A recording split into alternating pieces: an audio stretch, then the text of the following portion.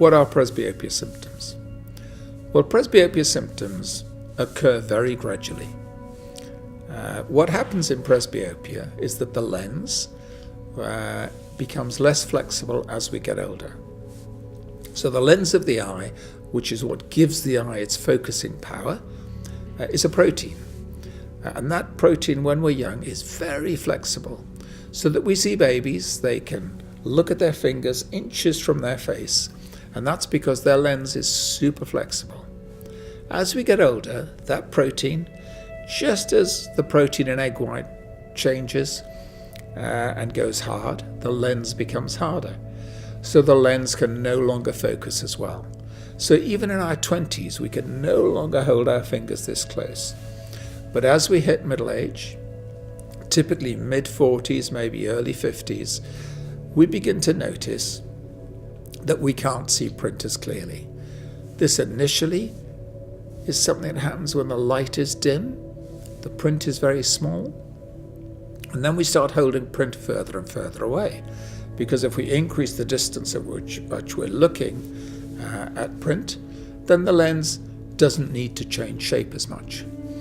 So the gradual onset of presbyopia is initially not seeing quite so well in the dark, not seeing very small print clearly, then noticing that we can't see the print at all, so that we have to hold it further away, and then finally the requirement for reading glasses. And what we find is people who've never worn glasses find reading glasses incredibly frustrating. They have a pair, and they put them down and they can't find them, and then they need to read something. Then they have several pairs and they're all over the house and they can't find them. So they can't cook without their reading glasses, and that's one of the things that people find very aging, when they need to put glasses on to see their food. That really drives people mad. And of course people don't want to wear glasses with a chain around their neck typically. So when people reach that point, they start seeking surgical solutions for their presbyopia. The next stage of presbyopia is essentially that your distance vision starts going as well. So not only do you need reading glasses and glasses at intermediate vision, such as the computer, but also distance glasses for driving. But it's a very gradual, insidious process. And particularly people who've not worn glasses before find it increasingly frustrating.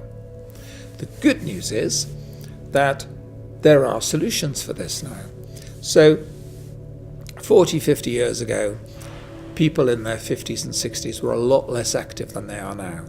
People in their 50s and 60s now are super active. They swim, they play golf, they travel, they use computers all the time, they use tablets all the time, and they don't want to be wearing glasses.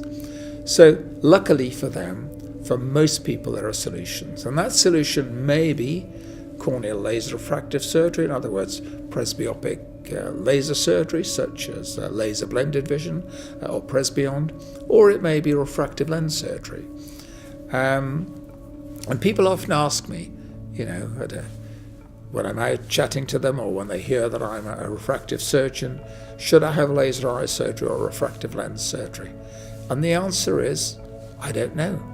The only way to find out is for me to see you and assess you, and for you to examine your eyes, check your spectacle prescription, get my optometrist to do that in detail, and then put you through a series of diagnostic tests.